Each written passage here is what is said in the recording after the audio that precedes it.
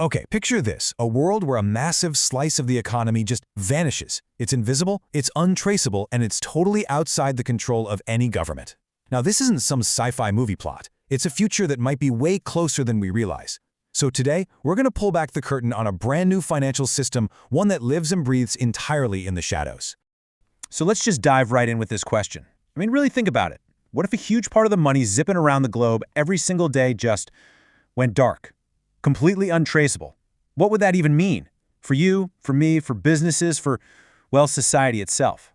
That's the huge monumental question we're going to unpack right here. And listen, we are not talking about some tiny rounding error here. The numbers are staggering. By early 2026, the estimate is that 12% of all informal global trade, we're talking billions upon billions of dollars in goods and services swapping hands off the books, is going to be done using these untraceable protocols. That creates this massive blind spot for economists, for policymakers. It's like a financial black hole just opened up and swallowed a huge chunk of the global economy. All right, so the big question is, how on earth did we get here? How did this happen?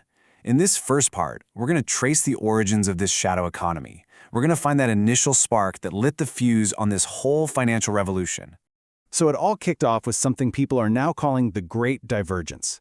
See, governments started pushing out their own digital currencies. You've probably heard of them, central bank digital currencies, or CBDCs. They promised efficiency, sure, but they also came with a catch: total surveillance of every single transaction. And that sparked a counter-movement.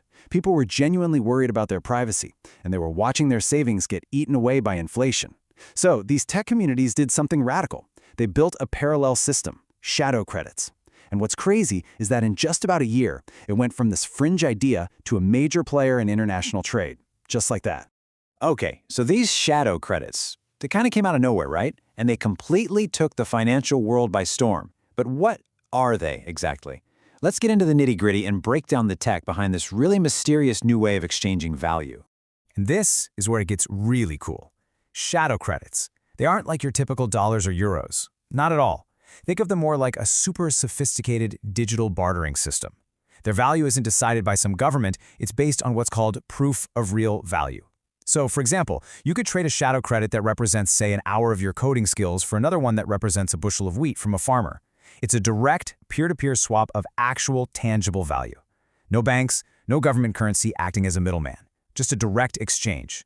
And this comparison here really lays out the huge differences. On one side, you've got the CBDCs, where a central bank calls all the shots, and the government can see everything. But shadow credits, they're the polar opposite. A decentralized algorithm runs the show, and all the transactions are kept totally private, using this incredible tech called zero-knowledge proofs. The best way to think about it is this. Imagine you could prove to someone you know a secret password without ever actually telling them the password. It's a mind-bending mathematical way to prove a transaction is legit without giving away any of the juicy details, like who sent what to who. All of this might sound like something straight out of a sci-fi novel, but the idea of a financial system operating outside the usual rules, that's actually not new at all. For decades, we've had this enormous shadow banking sector. It's made up of what are called non-bank financial institutions. Hedge funds, private equity firms, that kind of thing. They don't have to play by the same strict rules as your regular bank, so shadow credits are really just the next logical step in that evolution. They're just taking the whole idea to a completely new level of decentralization and, of course, privacy. So you have to ask, why would so many people, and we're talking big companies too, jump on board with such a radical new system? Well, the answer is pretty simple, and it's incredibly powerful. It's the promise of total financial freedom. Yeah, this quote from an early believer really says it all, doesn't it? It perfectly captures that idealistic, almost utopian vision. For the people who built this, it was never about hiding illegal stuff. It was about one thing: taking back control of their own financial lives, getting away from the constant interference from governments and big banks. And when you start to look at the perks, you totally get why this idea is so attractive. First off, total privacy. Your transactions are your business and no one else's. Then there's the inflation thing. Your value is tied to real stuff, goods, services, not just a promise from a central bank that can print more money whenever it wants.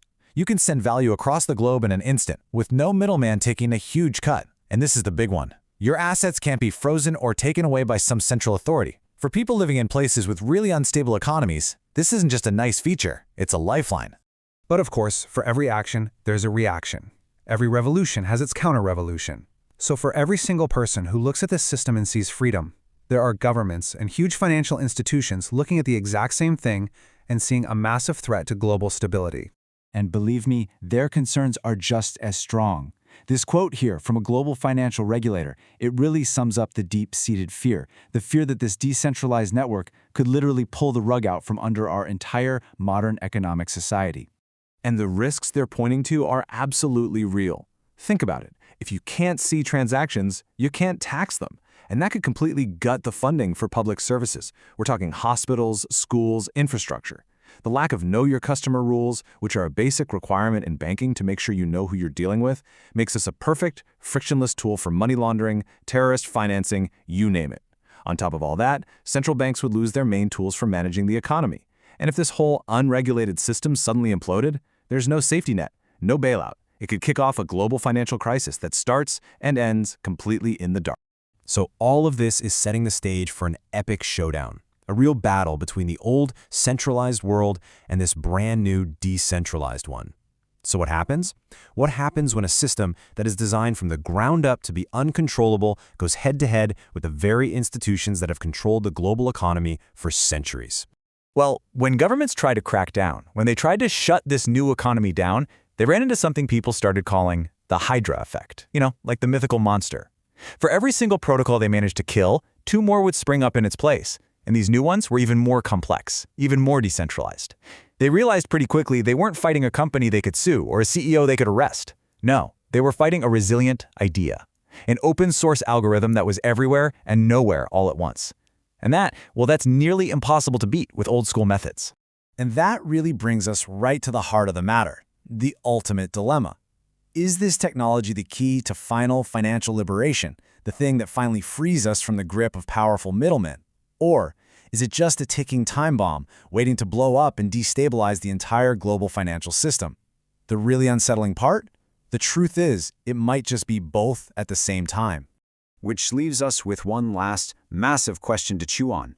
Are we literally watching the end of the national currency era? Is that what's happening? Technology is pushing this new reality right in our faces, and honestly, it doesn't care if we're ready for it or not. Thanks for joining me on this one.